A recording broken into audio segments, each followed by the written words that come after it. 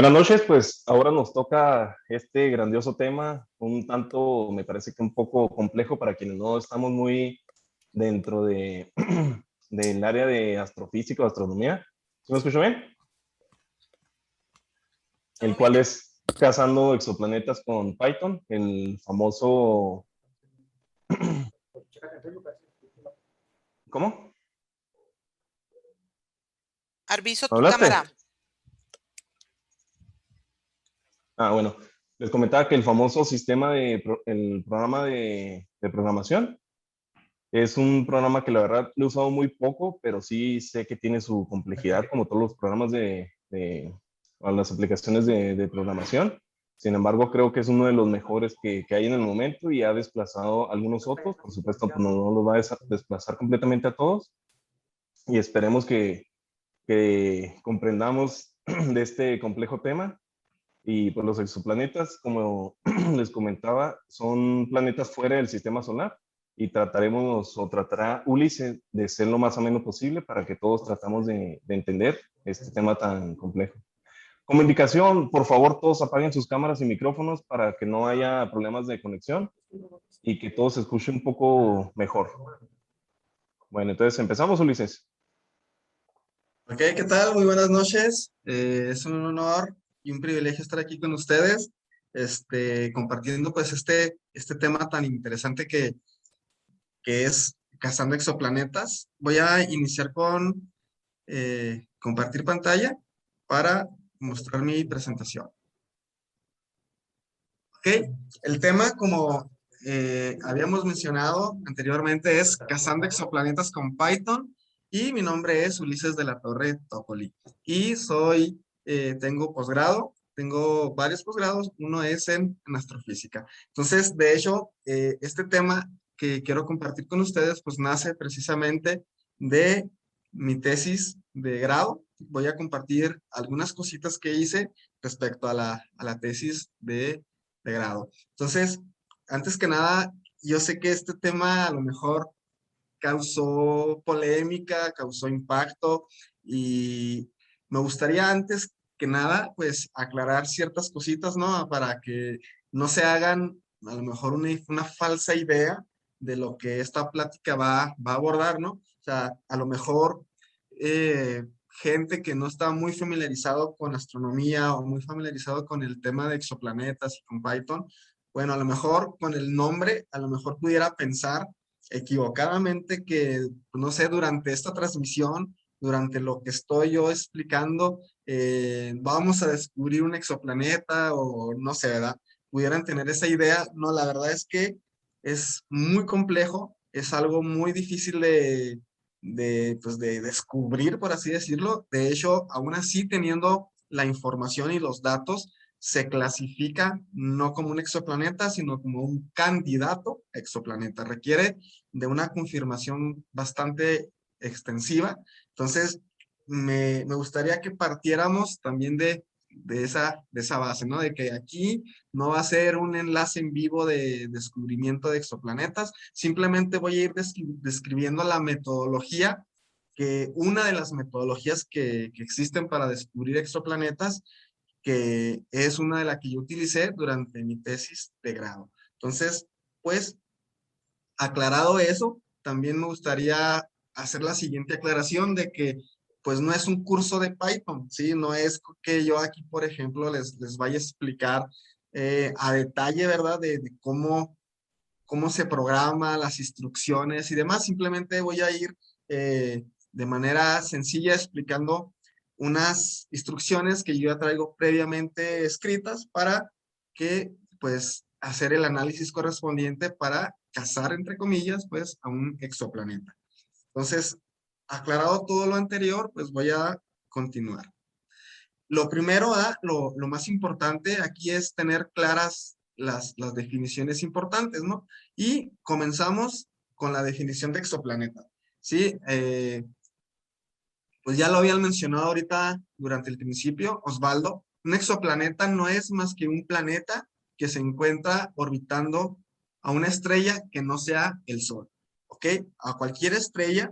Y hay que hacer la aclaración de que los exoplanetas, en el sentido estricto, de lo que vamos a hablar, pues se encuentran exclusivamente en una zona cercana a nosotros y dentro de nuestra galaxia, ¿ok? No son exoplanetas, no se ha podido descubrir de manera sistemática, pues exoplanetas fuera de nuestra galaxia, ¿ok? Y recordando también que, bueno, por planeta, ¿verdad? Entendemos aquel objeto de forma esférica que es predominantemente gravitacionalmente hablando y gira alrededor de una estrella como el Sol, ¿no? Entonces esto pues es la definición que la Unión Astronómica Internacional estableció desde el 2006, ¿verdad? Que se reclasificó a Plutón como planeta enano, ¿ok? Entonces, esta es la definición de exoplaneta. Ahora, ¿qué es Python? Bueno, Python es un lenguaje de programación que ha tenido un auge en los últimos, ¿qué serán? 10 años. Es un lenguaje que existe prácticamente desde 1995, creo que es la fecha en la que salió. Si no tengo muy claro el dato, pero es un programa que no es nuevo. Eso sí es claro que, bueno, lo tenemos que tener claro, no es algo que se inventó hace poquito, sino que por la forma en la que se trabaja Python, por la estructura y demás, pues es un programa que empezó a tener auge y ahorita pues podemos decir que es el lenguaje top para cualquier tipo. Es un lenguaje que es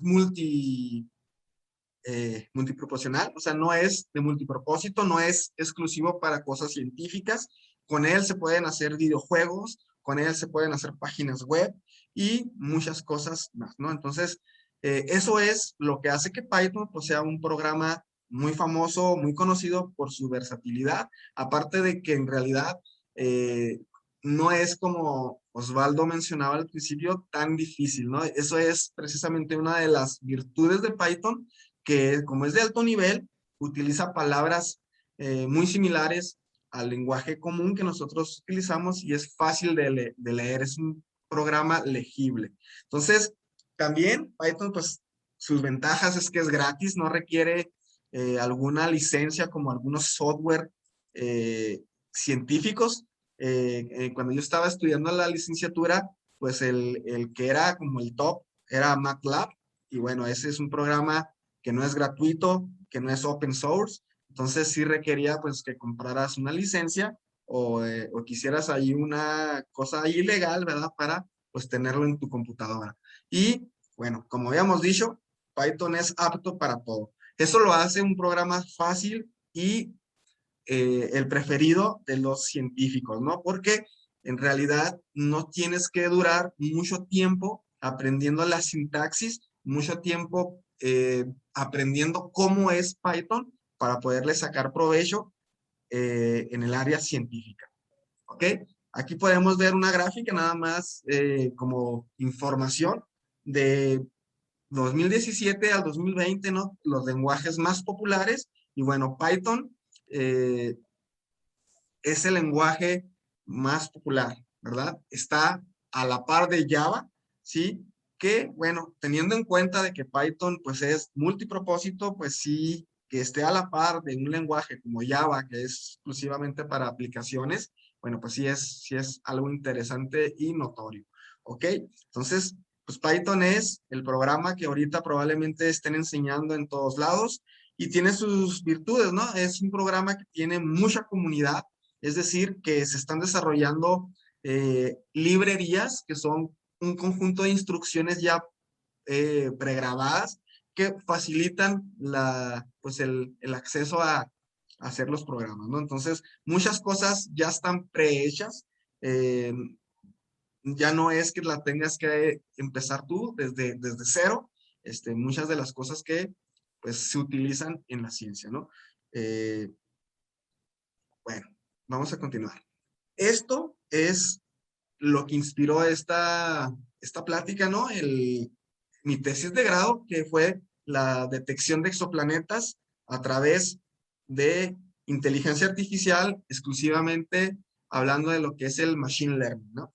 Entonces, no voy a meterme a mucho detalle de, pues, el planteamiento de mi tesis, voy a hablar algunas cositas que quedaron pendientes en una presentación previa que hice en el que hablé exclusivamente de lo que es Machine Learning. Entonces, en esta ocasión no vamos a abordar a detalle lo que es el Machine Learning, sino pues la parte anterior, las fases anteriores, que es lo típico que haría un astrónomo a la hora de estar pues tratando de descubrir un exoplaneta. Bien, entonces también me gustaría partir de este punto, ¿no? Hacer esta aclaración que, pues no sé, a lo mejor la gente que no está tan familiarizado con el tema pudiera pensar esto equivocadamente, ¿no? Si ustedes buscan en un buscador cualquiera, el típico Google, ¿no? Que ustedes le pongan ahí exoplanetas, probablemente le van a aparecer muchas imágenes y pudieran pensar que esas imágenes que aparecen son las imágenes verdaderas o la representación verdadera de un exoplaneta. Sí, imágenes muy bonitas como la que tenemos aquí presente, ¿no? Pudieran pensar que son fotografías de los exoplanetas de alguna manera y bueno, ahí están mostradas, ¿no? Eso es un error, son representaciones artísticas, son CGI y bueno, la NASA o la institución que esté a cargo, pues nunca lo ha negado, ¿verdad? Para que no vaya por ahí alguna persona a decir que la NASA sí hace CGIs, ¿ok? Entonces, son representaciones artísticas que, bueno, en la mayoría de las veces se tratan de apegar a las propiedades físicas que, en teoría, tienen los planetas, ¿no? Si son grandes, si son sólidos, si son calientes, si son fríos, etcétera, bueno, de alguna manera, pues la representan. Pero eso es algo que tiene que quedar muy claro, que no son las imágenes reales. Bien, otra cosa que también la mayoría de las personas que quizás no están muy familiarizados con el tema de exoplanetas pudieran pensar, y, y yo me incluyo, ¿no? Yo cuando estaba apenas iniciándome en lo que es la astronomía, y estaba de moda pues el primer planeta que es exoplaneta que se descubrió. Entonces yo me imaginaba, ¿verdad? Que pues un astrónomo estaba todo el tiempo con un telescopio tratando de buscar ahí si se veía pues un planeta. Entonces eso no es realmente lo que hace un astrónomo para descubrir pues un planeta. Sí utiliza telescopios, pero no como la idea común que podemos tener de que pues está sentado en su silla moviéndole ahí al telescopio y de repente pum, aparece la bolita del planeta, no la esfera y ya, eureka, ¿no? Acabo de descubrir un exoplaneta. Entonces, eso es algo que no es correcto. Ahorita vamos a explicar qué es lo que sucede. Y también otra cosa que tenemos que tener en cuenta es que muchas personas equivocadamente también pudieran pensar que las estrellas, ¿sí? Las estrellas que se ven en la noche, pues si las vemos a través de un telescopio, a lo mejor se pudieran ver ya como un planeta, ¿no? Así como unas esferitas muy grandes, muy bonitas. Eso es totalmente equivocado, al menos con la tecnología y la capacidad de resolución que tenemos actualmente. Para cuestiones prácticas, las estrellas ante los telescopios siempre van a ser objetos puntuales, ¿no? Un puntito y, bueno, con la tecnología actual, pues ya un par de píxeles, ¿no? Que es lo que ocuparía una estrella. Entonces, aclarado esto, ¿no? De que, pues, ni las imágenes que están en Internet son reales y que un astrónomo no está con su telescopio tratando de descubrir los exoplanetas, pues entonces, ¿cómo es que un exoplaneta se descubre? ¿Sí? El título se llama Cazando exoplanetas. Ese es el título de esta exposición. Y bueno, es literalmente lo que hace un astrónomo, cazarlo, pero a través de una analogía que pudiera ser válida a través de la selva de los datos. ¿Ok? No es que esté observando literalmente el cielo, tratando de descubrir pues, un exoplaneta en la forma que concebimos a los astrónomos. ¿Ok? Sí se pueden observar a simple vista y a través de, bueno, a través de un telescopio los exoplanetas, pero no es a través de pues las ondas de luz normales que nosotros conocemos, ¿sí? Es a través de algunos filtros, de algunas, de otras partes del espectro, como lo es el ultravioleta y como lo es el infrarrojo, ¿ok?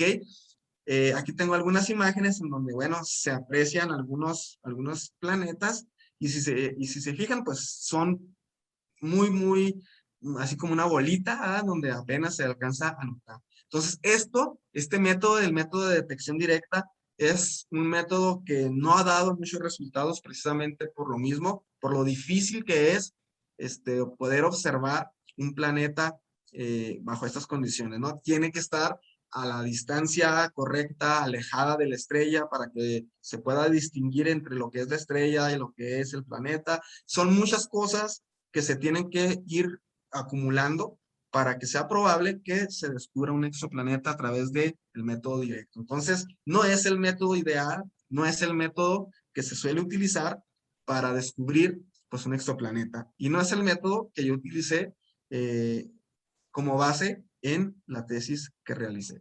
Entonces, ¿cuál es el método por excelencia? ¿Cuál es el método que más ha aportado? Existen varios métodos que han aportado pues la gran cantidad de exoplanetas que se han descubierto. Ahorita vamos alrededor de los 4,400 no sé qué, algo así más o menos. También a lo mejor ustedes pudieran pensar que el número de exoplanetas que se han descubierto pues es una cantidad astronómica, ¿no? Acá de miles de exoplanetas, ¿no? Hasta ahorita llevamos alrededor de 400 y cachito para, bueno, para descubrir exoplanetas. Bien, el método más importante o el método más que hasta ahorita más ha sido útil ha sido el método de tránsitos planetarios. Y no es más que pasar pues aplicar lo que nosotros hemos visto por mucho tiempo desde la antigüedad, que son los eclipses, ¿sí? Pero aplicarlo pues a las estrellas. Aquí tengo yo, por ejemplo, un tránsito, por definición es un mini eclipse, por así decirlo, ¿no? Es cuando un objeto estelar se atraviesa frente a otro y lo eclipsa en cierto grado. Aquí tengo yo, por ejemplo, una imagen del Sol y ese puntito que se ve ahí atravesando, pues es Venus, ¿ok? Entonces, es importante aclarar que, que el Sol es el único objeto estelar del cual podemos tener ese detalle, ¿no? Habíamos dicho anteriormente que pues las estrellas siempre serían objetos puntuales, excepción del Sol. Entonces es por eso que el Sol es tan importante, por eso es que el Sol debemos de estudiarlo, porque hasta al menos con la tecnología que nosotros tenemos, es el único cuerpo estelar en el que podemos tener pues una calidad de detalles así, ¿no? De estudiar pues su superficie, estudiar las manchas solares y etcétera, etcétera. Ok, entonces, ¿en qué consiste el método de los tránsitos planetarios? Bueno, entonces resulta que utilizando esta idea de que los objetos pasan frente a uno, eclipsándose, bueno, esa es la base que se utiliza a la hora de pues, utilizar ese concepto como método. Tenemos una estrella de la cual, pues a través de un instrumento, a través de una técnica de fotometría, se está midiendo la cantidad de luz, ¿sí? La cantidad de luz que se recibe.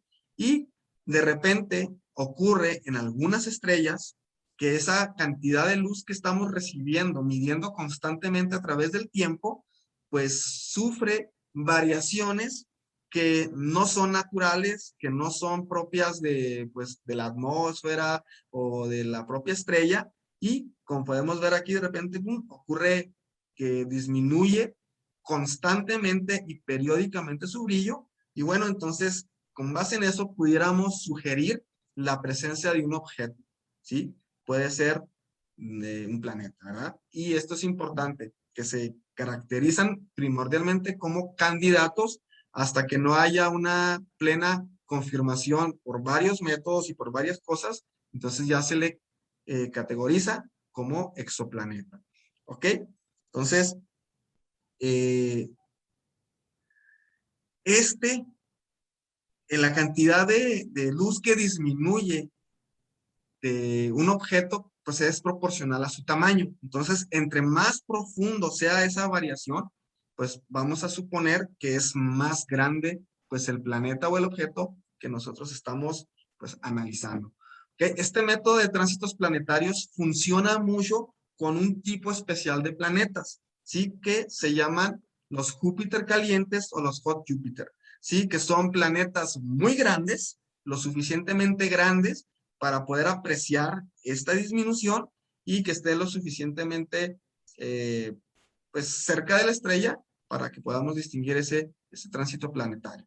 Entonces, bueno, esto pues es nada más un tantito de datos de fórmulas donde ese momento de eclipse, ese momento en el que baja la luz, pues a los astrofísicos les da mucha información importante, ¿sí? Como por ejemplo, a través de ese cambio de luz, a través de este bajón de la luz que recibimos de la estrella, pues podemos inferir varias cosas, entre ellas la más importante que se puede inferir, pues es el radio del planeta. ¿Qué tan grande es el planeta que nosotros estamos pues, observando y descubriendo? ¿Ok? Entonces no voy a entrar en detalle de las fórmulas, nada más es de manera muy ligerita, pues explicar en qué consiste el método de tránsito. ¿Ok? Esto es el diagrama principal de lo que consistió mi tesis. ¿Ok? Ya es aquí en donde se utilizó pues Python. ¿Ok? ¿Qué fue lo que yo utilicé? Y es aquí donde vamos a empezar a utilizar tantito, pues ya la programación, ¿no? Hay una librería, como les comentaba yo al principio, Python, una de las cosas que lo hacen sensacional e ideal para la ciencia es que hay mucha gente que está trabajando creando librerías. Las librerías no es más que un conjunto de instrucciones, de funciones que ya están programadas. Te facilitan a ti la vida porque no tienes que tú programarlo, solamente tienes que utilizarlo, aprender a utilizar esa librería y ya te enfocas más bien en analizar tus resultados, en hacer ciencia, no tanto pues saber cómo hago la función para lo que yo necesite. Entonces, en mi tesis consistió en que utilicé la librería Lightcube, que es de acceso gratuito para todos, es open source y está muy bien documentada. Ahí vienen muchos tutoriales, vienen mucha documentación para quien pues le interese utilizarla. De aquí, a través de esta librería, pues yo podía obtener lo que son las curvas de luz. Así se le denomina a esta gráfica en donde podemos observar la luz o el brillo de las estrellas, ver cómo varía, a ver si hay una presencia o no de un objeto. Esta línea que está aquí, esta grafiquita, es lo que se llama curva de luz.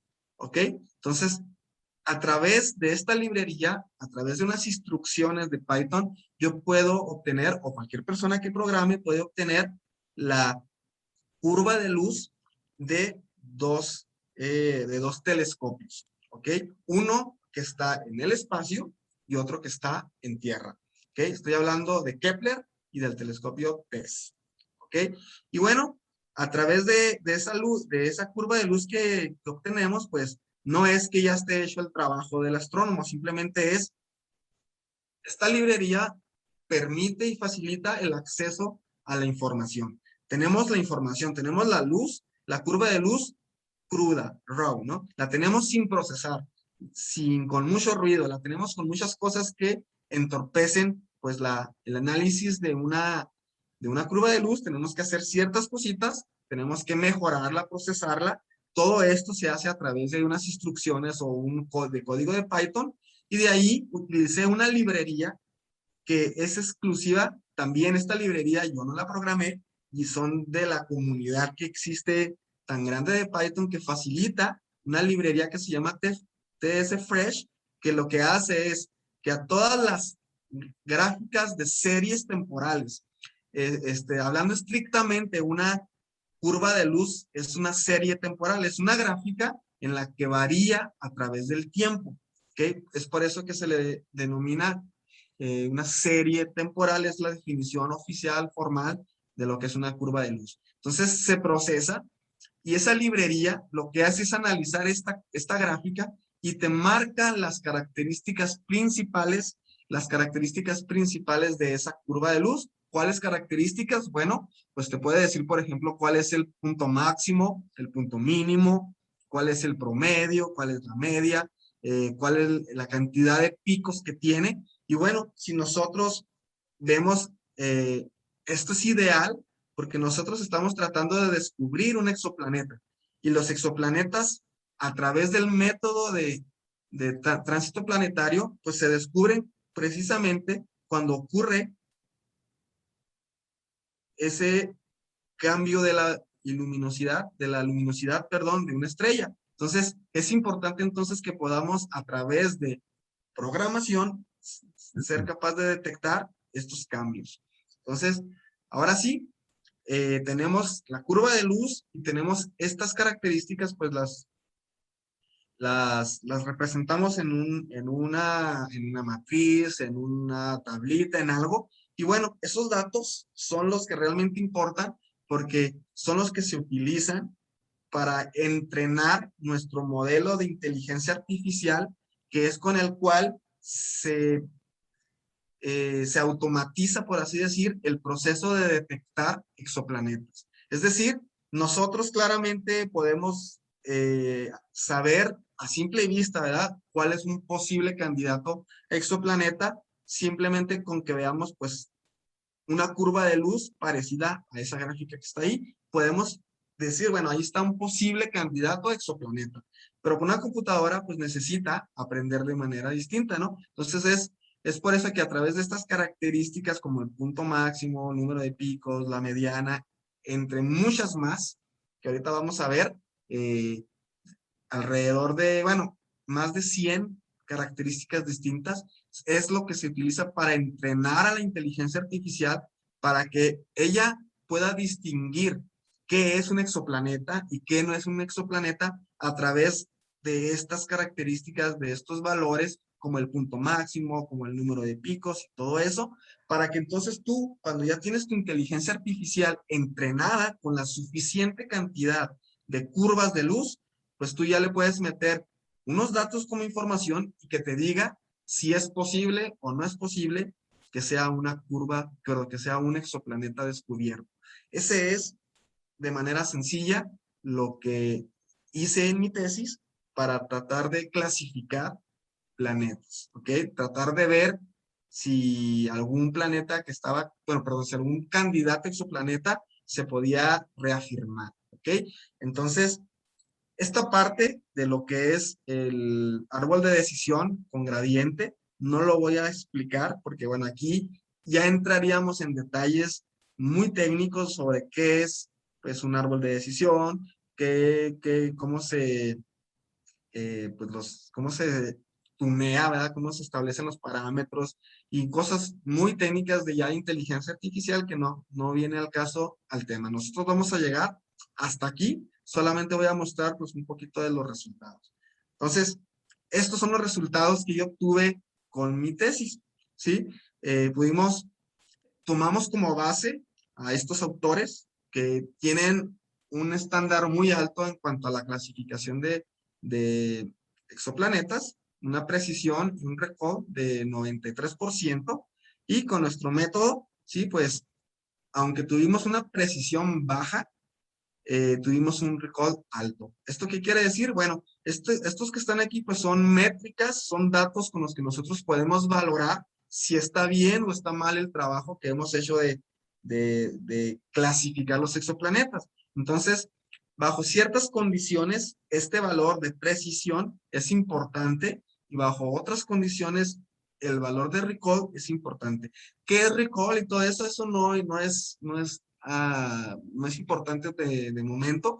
Lo que sí es importante decir que, pues, en la condición en la que nosotros trabajamos, donde teníamos muchas curvas de luz que eran de exoplanetas contra muy poquitas que no eran de exoplanetas, bueno, este valor es mucho más importante que el de acá. Entonces, que tengamos un valor alto aquí es el logro de lo que hicimos en nuestra maestría. ¿Ok? Entonces, eso es de manera teórica lo que vamos a ver ahorita en programación, ¿sí? Tenemos entonces que hacer varios pasos. Obtener la curva de luz. procesarla, ¿ok? Quitarle el ruido, quitar lo que no sirve, ¿ok? Luego, a esa curva de luz que ya está procesada, que ya está limpia, que ya la podemos utilizar, que ya la información ya no es ruido, pues ahora a través de esta librería vamos a obtener las características principales que son las que utilizaríamos para entrenar a la inteligencia artificial, ¿ok? Esto a través, pues, de un modelado matemático. Entonces, voy a suspender la presentación para pasarme ahora a la parte de Python. Si pudieran, por favor, decirme si se está viendo el programa con Python. Sí se ve, Harrison.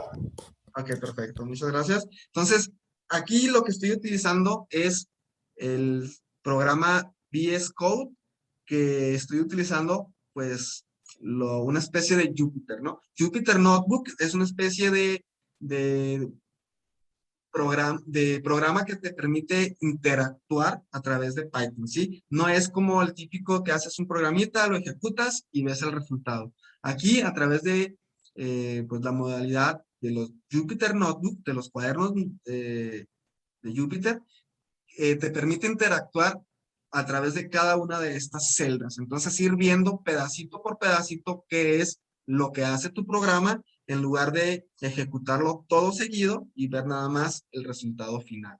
¿Ok? Entonces, fíjense bien, la estructura de un programa de Python, pues es la siguiente, ¿no? Primeramente, se tienen las librerías. ¿Ok?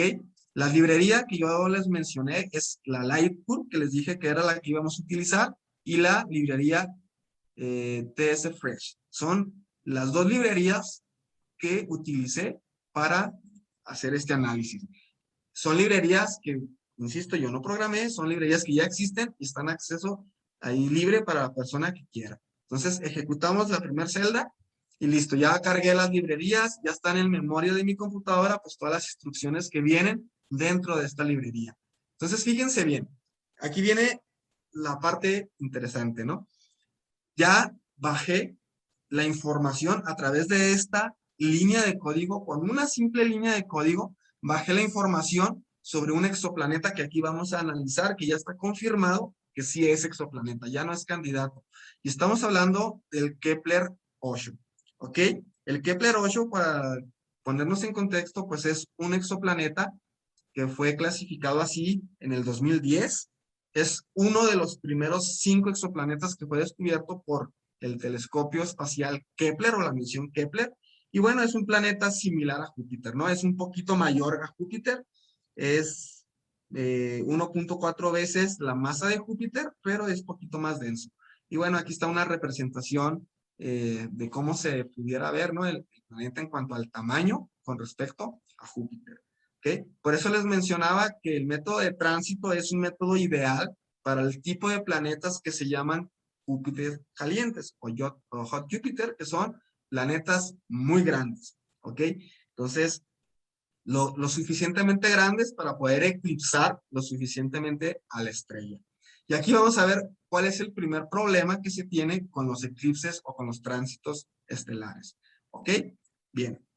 Entonces, con esta instrucción, con esta simple instrucción, la librería me permite manipular lo que son los archivos de píxeles.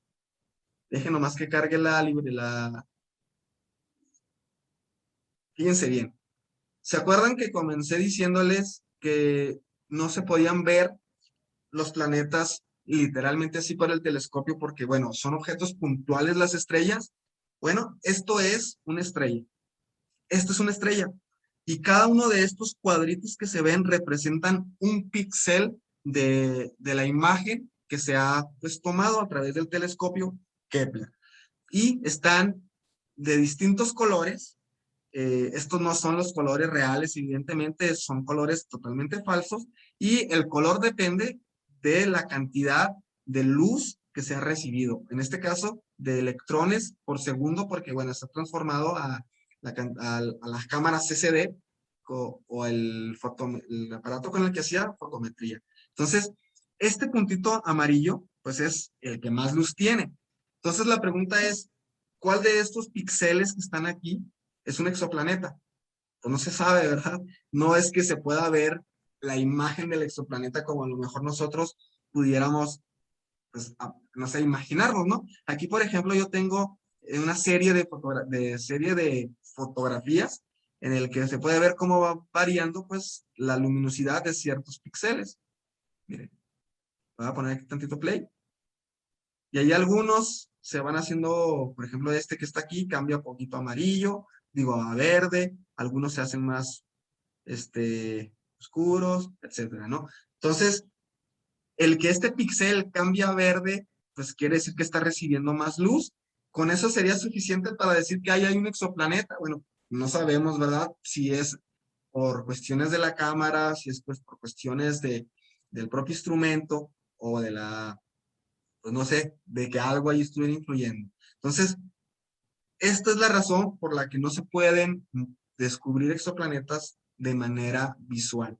O es muy difícil descubrir exoplanetas de manera visual. Esto que está aquí se le conoce en astrofísica de exoplanetas como el problema del píxel. ¿Sí? Porque a lo mejor dentro de este píxel que está representada la estrella, ahí a lo mejor está el exoplaneta, ¿sí? Pero no tenemos la suficiente resolución como para poder este píxel dividirlo todavía mucho más en otros píxeles y poder decir, bueno, esta es la estrella y este es el exoplaneta. Entonces, ¿qué se hace? ¿Qué se hace si no tenemos la suficiente resolución para poder ver más allá? Bueno, pues se opta por el método de tránsito que precisamente es la alternativa ideal al problema del píxel. Aquí, por ejemplo, lo que vamos a hacer con esta simple instrucción es cuáles son los píxeles relevantes. Este píxel que está aquí en la esquina es importante o este píxel que está acá es importante, pues no lo sabemos. A través de esta instrucción que lo que hace es ver la apertura máxima, pues determina que estos píxeles que están aquí son los que tienen más relevancia estadística, ¿sí? Entonces, estos datos que están aquí son los que realmente importan, los datos de los píxeles que están en rojo. Quiero que noten que muchas de las cosas las he hecho con una simple instrucción, ¿ok? Esto no quiere decir que entonces no es trabajo, no quiere decir que entonces es muy fácil, simplemente es, vean hasta dónde, por eso es famoso Python, por eso es tan amado, porque la comunidad que le está dando mantenimiento, pues permite que con una simple instrucción se procesen un chorro de instrucciones que ya no tenemos que escribir nosotros, ¿ok? Nos permite entonces enfocarnos en los datos, en el análisis que estamos haciendo y no tanto en la programación, ¿ok? Porque pues el científico es científico, ¿verdad? El astrónomo no es programador. Entonces, pues la programación se le deja al que está precisamente dándole mantenimiento a las librerías, ¿ok? Entonces, fíjense, estos son los píxeles importantes. Ahora, no necesitamos pues los píxeles nosotros de esta manera, porque al final de cuentas no sabemos si dentro del píxel importante de este amarillito, ahí está un exoplaneta. Entonces, necesitamos una gráfica de una curva de luz en el que constantemente, en el que día tras día, hora tras hora, a estos píxeles se les está midiendo la cantidad de luz que tienen y se representa en una gráfica a través del tiempo. Bueno, pues con esto ya tendremos nuestra curva de luz. Ok. Estas dos que tengo aquí, estas dos imágenes son equivalentes. Nada más que una es la imagen en píxeles y la otra es la representación de estos píxeles importantes a través de una gráfica de serie temporal, ¿no? Aquí tenemos el tiempo y aquí tenemos el flujo, ¿ok? La cantidad de electrones que llegaban al aparatito que estaba midiendo por segundo. Entonces, aquí podemos ver que está medio rara la gráfica, ¿no? Como que va en picada. Bueno, eso es lo que se llama una gráfica, pero una curva de luz cruda, ¿sí? Cruda porque, bueno, no está siendo preprocesada, no tiene información, pues tiene muchos errores, mucho ruido, y si se fijan, incluso hay hasta vacíos. O sea, en este periodo de tiempo, pues no sé, ¿verdad?, qué habrá pasado. A lo mejor el telescopio no estuvo funcionando, una avería, algo. El caso es que, pues en esta parte de aquí, el telescopio Kepler, la sonda Kepler, pues no estuvo en función o algo pasó, ¿ok? Al igual que, pues también en este pedacito de aquí. Entonces, ¿qué es lo que tenemos que hacer? Bueno, lo primero que tenemos que hacer con una simple instrucción, ¿ok?, es normalizar. Normalizar el flujo para que podamos entender de manera de mejor manera, pues, qué es lo que significan estos números. Estos números a mí no me dicen mucho, ¿no? No sé, ¿qué significan estos números? Bueno, pues, es el flujo, pero no tengo la capacidad de distinguir si es mucho o si es poquito. Si yo lo normalizo, lo que hace es encontrar el máximo flujo y el mínimo flujo y de ahí representarlo en porcentaje. Aquí yo ya tengo una noción más clara de qué significa. Aquí, por ejemplo, tenemos el 100% representado con el número 1 y aquí pues ya las variaciones. Y quiero que vean que ahora sí ya se puede entender la dificultad que tiene de descubrir un exoplaneta y celebrar la capacidad tecnológica. Es un logro increíble, de verdad, es un logro increíble que seamos capaces de detectar la variación de una estrella a través de un objeto que pasa frente a ella en el orden de 2% o menos del 2%, ¿sí? Vean lo que va cambiando aquí, por ejemplo. Aquí cambió de 0.005%. Entonces, milésimas de cambio de la intensidad lumínica de una estrella. Es algo que es importante que lo celebremos porque es nada, es que prácticamente, imagínense qué tanto puede, a través de un puntito que es una estrella ante los telescopios, que pase un objeto frente a ella, pues qué tanto puede variar la luz. Pues sí, cambia muy poquito y que seamos capaces, que tengamos instrumentos lo suficientemente sensibles para poder detectar estos cambios es algo que a mí de verdad me impresiona, ¿no? Y bueno, quién sabe qué podamos hacer en un futuro, la cantidad ¿cómo se llama? De capacidad que podamos distinguir los pequeños tránsitos que ocurran. ¿Ok? Esto ocurre a través de objetos muy grandes como planetas Júpiter, ¿no? A lo mejor cuando pase el tiempo y tengamos cámaras y fotómetros más sensibles, pues ya podamos descubrir planetas como la Tierra, como Mercurio, a través del método de tránsito. ¿Ok? Bueno, esta es la gráfica. Aquí todavía no hemos hecho ningún procesamiento de datos. Bueno, aquí pues ya tenemos una pequeña, pues ya tenemos 3 líneas de código, ya se va complicando un poquito la cosa. Y bueno, estas 3 líneas de código lo que hacen es quitar el ruido, filtrar esta información en una gráfica pues ya más típica, ¿no? Entonces aquí ya la gráfica que está en azul, pues es esta gráfica que teníamos acá arriba, y ahora la gráfica negra es la que realmente nos interesa. Cada una de estas líneas que vemos aquí es el momento en el que está ocurriendo posiblemente una variación de luz, un tránsito, ¿no? Entonces podemos ver que precisamente una de las características para suponer que hay un exoplaneta es que sea periódico, que no sea una vez y ya no se presente nunca, ¿no? Aquí podemos ver que es constante o más o menos constante. Entonces, eso nos hace pensar que posiblemente allí hay un objeto que está eclipsando a la estrella, ¿ok? No siempre es un planeta, ¿eh? Hay veces que si se tiene la suficiente información, pueden ser procesos propios de las estrellas y serían estrellas variables, ¿no? Ya sería otro tipo de estudio en el que, bueno, es importante que cuando se esté haciendo un análisis de exoplanetas, se contemple la posibilidad de que se trate de una estrella que sea tipo variable, como las cefeidas, por ejemplo, que aumentan y disminuyen su brillo, pues, en periodos muy cortos, ¿no? Entonces, hasta aquí ya preprocesamos la curva de luz. Teníamos una curva de luz con mucho ruido, no sabíamos qué significaban o qué tanto significaban los cambios que había, y aquí ya tenemos una curva de luz lista para ser analizada, ¿ok? Bien. Ahora, una de las maneras en las que se puede analizar, ¿verdad?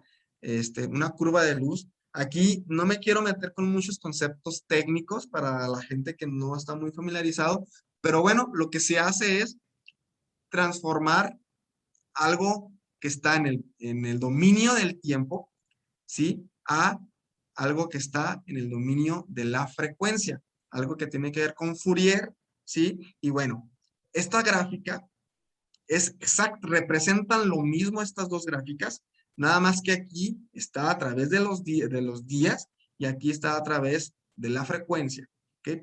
Del periodo, ¿ok? Y podemos ver varios picos.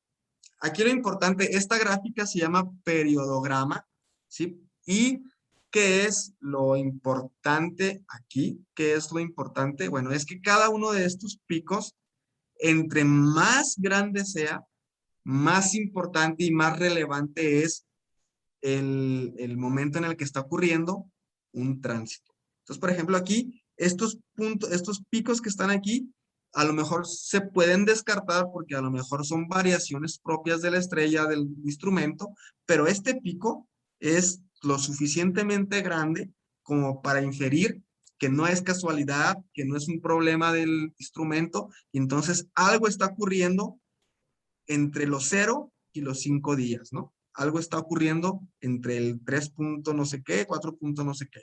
Entonces, que es más o menos el periodo que podemos apreciar aquí. Entonces, ya podemos inferir que realmente hay algo que está ahí ocasionando un mini eclipse o un tránsito, ¿ok? Esto se hace a través del periodograma, ¿ok? Que tiene Mm, muchas características, que tiene muchas configuraciones, bueno, eso ya se descarta, ¿no? Entonces, una de las características que se pueden programar, ¿verdad? Es a través de, con este periodograma, podemos aislar, ¿sí? Aislar una de estas posibles tránsitos. Como ya sabemos que es periódico, bueno, lo podemos expresar a través de un diagrama de fase. Y ahora sí, aquí claramente podemos apreciar cada uno de estos puntitos, pues es una medición de luz. Estas variaciones pues son las variaciones normales, las que se esperarían a través de una medición de un instrumento, pero esta variación ya no es natural, ya es ocasionada por algo, ¿no? Hay una razón y podemos inferir de que posiblemente se trate de un exoplaneta, ¿ok? Pero hasta aquí tenemos puros puntitos, ¿no? Tenemos puros puntitos y no necesitamos puntitos, necesitamos todo esto a través de expresarlo a través de una función matemática, ¿ok? Entonces, para eso, bueno, aquí con estas instrucciones, pues nos dan la información ya a través de números de lo que aquí está en la gráfica, ¿no? Tenemos los días, tenemos la cantidad de flujo y tenemos pues otros datos que nos pudieran interesar para hacer estadísticas, análisis y demás, ¿ok? Bien, entonces, nosotros dijimos que estos eran puntitos, son mediciones, y lo que nosotros necesitamos es un modelo matemático, porque al final de cuentas vamos a utilizar esta información para entrenar una inteligencia artificial y no podemos decirle, pues aquí están estos puntitos, ahí está un exoplaneta, ¿no? Necesitamos introducirle información matemática a través de una función matemática y pues esta librería nos permite crear algo que se llama ajustar la curva de luz o fit en inglés, que precisamente es a través de estas par de instrucciones, ¿no? Aquí tenemos ya una función matemática que se adecua lo mejor posible a la curva de luz. ¿Sí? Tenemos una función matemática que es pues una especie de función escalón para los que conozcan un poquito del tema, pero bueno, aquí está la función matemática. Esta línea roja es lo que realmente al astrónomo le interesa. Es lo importante, es lo que realmente contiene los datos de valor en el caso de pensar entrenar una inteligencia artificial. ¿Ok? Entonces, a través de la librería que dijimos que íbamos a obtener los picos, el máximo, el mínimo de pues la curva de luz, la vamos a utilizar, pero ahora aplicándolo no a estos puntitos, que al final de cuentas lo que nos interesa es esta función matemática, que se puede mejorar aquí no la quise mejorar, ¿verdad? Porque podemos hacerla un poquito más precisa con algunas variaciones aquí simplemente para que se entienda la idea. Y aquí, por ejemplo, quiero que observen esto. Se va a tardar poquito. Se va a tardar un par de minutitos, 2 minutos o poquito menos. Y lo quise dejar para que vean el tiempo que tarda en procesar la computadora la información de esta curva de luz. ¿Ok? Yo utilicé en promedio 3000 curvas de luz. Entonces, para que se den una idea del tiempo que se tiene que pasar frente a la computadora y esperando que la computadora sea la que trabaje por uno. Y yo tengo una computadora que, bueno, considero que su capacidad de cómputo pues es bastante fuerte. Tengo pues 64 gigas de RAM y tengo pues es i9. Entonces, no sé, ¿verdad? En las universidades qué computadoras tengan y a lo mejor si le restamos esa parte, pues todavía estos análisis se pudieran tardar mucho más, pues para llegar a la respuesta, ¿no? Y todavía hay que hacer la aclaración de que todavía no se está entrenando a una inteligencia artificial, que a la hora de entrenar con estos datos una inteligencia artificial, olvídense, es la muerte. Ahí dura días la computadora haciendo su trabajo, ¿no? Entonces, es importante entonces ahí lo famoso de las tarjetas gráficas, ¿no? De NVIDIA, que se utiliza para las criptomonedas y todo eso. Fíjense, ya llevamos 96 segundos y el programa sigue obteniendo las características principales de esta función matemática. Tarda como unos 30 segunditos más y pues ya continuaríamos con la siguiente parte de las instrucciones, a menos de que pues esté gastando mucha memoria por la transmisión y eso. A ver, vamos a ver cuánto tarda aquí, ¿no?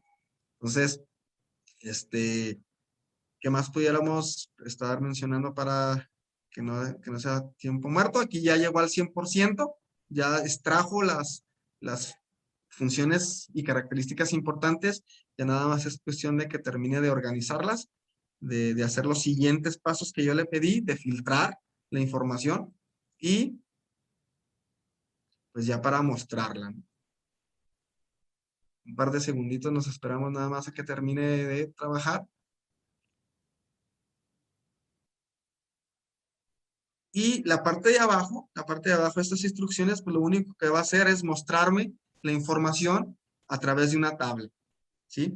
Y esa información es la importante, ¿no? Es la que al final de cuentas se utilizaría para entrenar una inteligencia artificial, que sería lo siguiente, que ya pues no quedaría dentro de esta plática, porque entonces ahí sí se nos iría 2 horas o quién sabe cuánto, pues explicando paso por paso que se utilizó para entrenarlo.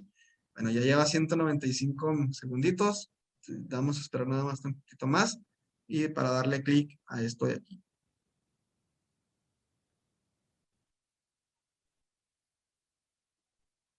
Al final vamos a obtener una especie de tablita que se llama data frame, que es algo como la que aquí está, ¿no? Vamos a esperar nada más a que termine de trabajar. Así es esto, ¿eh? Cuando están haciendo informática científica, pues es esperar a que la capacidad de cómputo te permita, pues, liberar las instrucciones que acabas de poner, ¿ok? Sí, sí está influyendo el hecho de que esté la transmisión, porque no duraba esto, pues cuando se hizo la prueba, ¿no? Entonces nada más vamos a esperar tantitito. Ya se encuentra en esta parte de aquí, que esta parte de aquí pues no es nada más filtrar, quitar datos que están de más. Por ejemplo, los valores que tiene 0 y 1 pues no nos sirven. Lo que necesitamos son valores que no sean discretos, que sean continuos, etcétera. Entonces ahí está, ya terminó. Y ahora sí, todo lo que acabo de hacer es nada más para obtener esta línea de información. Esta línea de información son todas las características principales que obtuvo de la curva de luz. ¿Qué datos obtuvo? Bueno, obtuvo cuál es el flujo medio, obtuvo cuál es el máximo, el mínimo y varios atributos más, que esto es lo que la computadora va a recibir como entrada para que vaya aprendiendo, ¿no? Entonces, la idea es que yo le meta a la inteligencia artificial, pues, 3000 de estos datos, que la computadora aprenda a distinguir los patrones que están ahí, y entonces, cuando yo le meto información nueva, me sepa decir simplemente, ¿es planeta, pero es un exoplaneta candidato o no es? Entonces, esto es de manera muy sencilla, muy así superficialmente, sin entrar mucho en detalles de, pues, de la sintaxis, de qué significa cada una de las cositas que escribí, pues qué es lo que haría pues un astrónomo si tiene la intención de descubrir exoplanetas. Entonces, con esto queda terminada mi participación. No sé si hay alguna duda, alguna pregunta, algo que quieran comentar.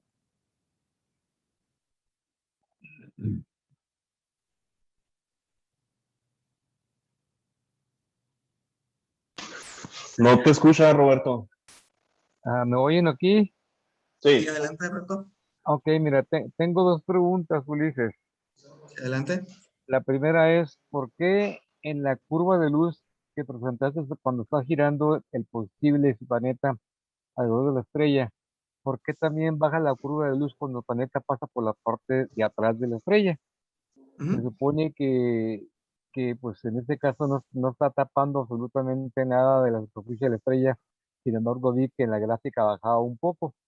¿Por qué Ajá, es sí, así? lo que pasa, Roberto, es que cuando están los dos objetos, ¿sí? Cuando no está detrás, pues la luz que recibimos es tanto la luz de la estrella como la luz que refleja el propio planeta. Entonces, por Ok. eso, en la parte que está atrás, esa luz que reflejaba el planeta ya no nos llega y es por eso Ok. que disminuye un poquito la, la luz que recibimos. Ok. La segunda pregunta es esta. Bueno, en el ejemplo que pusiste,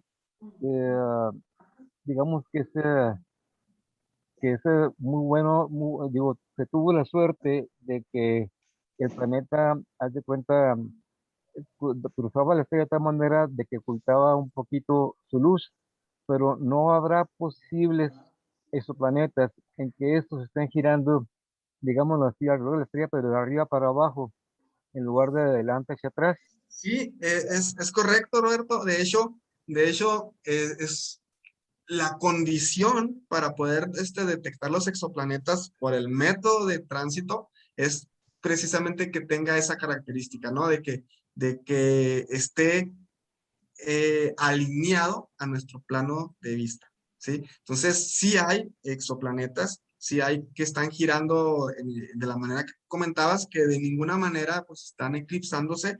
Y bueno, existen afortunadamente otros métodos como el de velocidad radial, con el cual pues ya ahí no importa la posición del planeta en cuanto a nuestro plano de vista para poder descubrirse. Entonces, el método de tránsito, de hecho, muchos de los exoplanetas pues no están exactamente alineados, Ok, están con cierta inclinación y se toma en cuenta eso a la hora de los cálculos, ¿no? ok. Muy bien, muchas gracias, Ulises. Muy buena presentación de tu parte. Muchas gracias, Roberto. No sé, ¿alguien más que quiera comentar algo?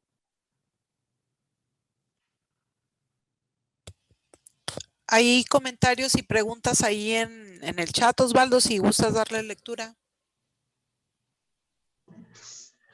Hola, Ulises. Mira, aquí te pregunta Julio Vanini, ¿la distancia del exoplaneta a su estrella no influye también en qué tan profundo se ve el eclipse? Eh, la distancia, bueno, es un dato que sí influye, pero no es relevante para determinar el radio del planeta. Eh, en sí el tránsito es algo que con algunas fórmulas podemos obtener precisamente pues el radio y pues el semieje mayor, que sería pues la órbita. Entonces, sí influye, pero no es algo que sea estadísticamente significativo.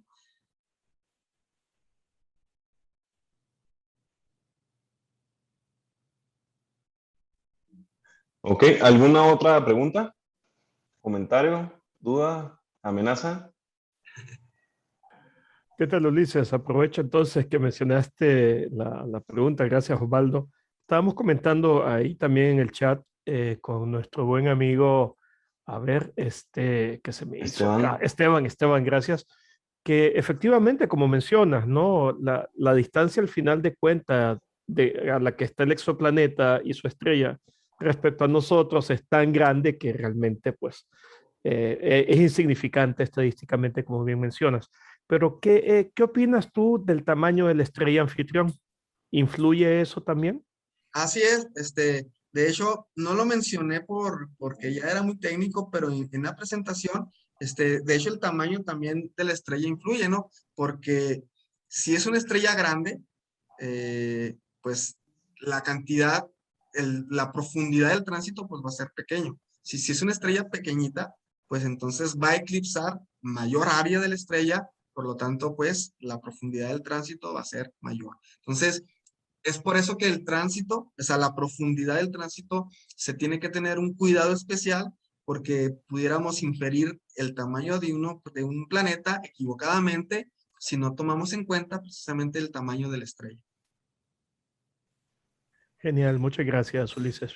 Muy buena presentación. Felicidades. Muchas gracias.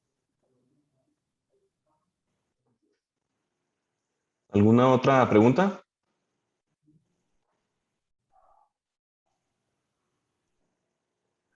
Bueno, pues yo creo que sería todo. La verdad es que Ulises, te dejaste caer bastante con la presentación. Está bastante completa. En serio que entendí una pequeñísima parte de tu trabajo, pero aún así comprendí que es mucho trabajo, mucha dedicación, mucho estudio y sobre todo mucha pasión la que le metes, y me quedé sorprendido con las pequeñas líneas de código que tienes para cada uno de los pasos que a pesar de que son pequeñas, yo sé que tras de eso hay un trabajo increíblemente enorme. O sea, yo me quedé sorprendido cuando por primera vez vi de un código que era una línea así pequeña, que tenían dos micrófonos en una habitación y eran dos personas hablando. Entonces, con un código así de pequeño podías sacar la conversación separada completamente una de la otra.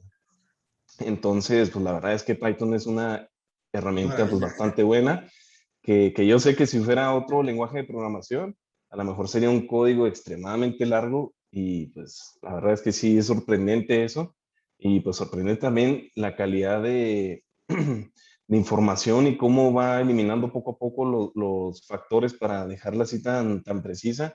No sé si haya algún dato, Ulises, como por ejemplo algo como a tipo escala, para representar qué tan pequeño sería el bajón ese de luz. O sea, por ejemplo, a lo mejor tener un foco, no sé, de 100 lúmenes a 1 kilómetro de distancia y que pasara un mosquito. A lo mejor que sea una distancia de 1 kilómetro o puede ser 100 kilómetros. ¿En Híjole, qué? pues la verdad, Osvaldo, no conozco así la analogía, Ujú. pero si es algo, si hay alguna analogía, me imagino que la que acabas de decir, pues sería algo, pues algo así, pues muy parecida, ¿no? Porque de veras, el orden en el que cambia el brillo, estamos hablando de milésimas. Entonces, distinguir el cambio de milésimas de una estrella que se encuentra a miles de años luz, pues entonces requiere una sensibilidad muy grande del instrumento. Entonces, probablemente, no me atrevo a decirte la analogía para no llegar a meter las patas, pero algo así ha de ser, ¿no? De que pues está un foquito y pasa un mosquito y pues lo que realmente disminuye es nada, ¿verdad? Ujú. Despreciable para la mayoría de los instrumentos, pero bueno, tenemos la capacidad tecnológica suficiente para detectarlo. Ok. Bueno, pues muchísimas gracias, Ulises. De verdad, excelente presentación y excelente manera de presentarlo. Yo sé que es un tema muy complejo, pero lo hiciste ver de una manera bastante amena, y felicidades, Ulises. Muchas Perdón, gracias. yo tengo otra pregunta, Ulises, perdóname. Adelante, Roberto. Este, ya ves que tú mencionabas varias librerías que ya existen, que enseñadas por otras personas para Python. Ajá. ¿No hay alguna librería que cuando tú las aplicas en Python te puedan indicar las características químicas o físicas de esos ya exoplanetas determinados como tal? ¿O ya es otra cosa muy, muy aparte, muy diferente? Híjole, es que mira, bueno, no conozco así una librería que te dé ya las características. Eso me imagino que, pues hay librerías que te facilitan, por ejemplo, para analizar los espectros, ¿no? Determinar si es pues un elemento u otro elemento, ¿no? Los marcadores biológicos y esas cosas que muchas veces también provienen de la propia luz, Sí, pero no conozco, ¿verdad? Como no es el área que pues he estado estudiando, no sé, pero de que debe haber alguna librería que se utilice, sí debe de haber, ok, pero no te sé decir exactamente cuál. ok, gracias. Es cuestión de investigar. Ok, gracias. Bueno, ¿alguna otra pregunta? Bueno, pues nuevamente, Ulises, muchísimas gracias por la presentación. Gracias por dedicarnos esta plática tan extensa, tan compleja, pero a la vez tan amena. La verdad es que aún sigo sorprendido con la cantidad de datos que manejaste para algo tan simple como es un exoplaneta, ¿verdad? Pero claro que todos, al menos al final de la presentación, pues ya vimos que es bastante complejo. Y una cosa a lo mejor es verlo y a lo mejor comprender un poco, pero una cosa es hacerlo a lo mejor desde cero y sin tener bases para poder hacerlo. Entonces, pues muchas felicidades, Ulises, y muchas gracias. Y Gracias, gracias gracias. a todas las personas que nos acompañaron.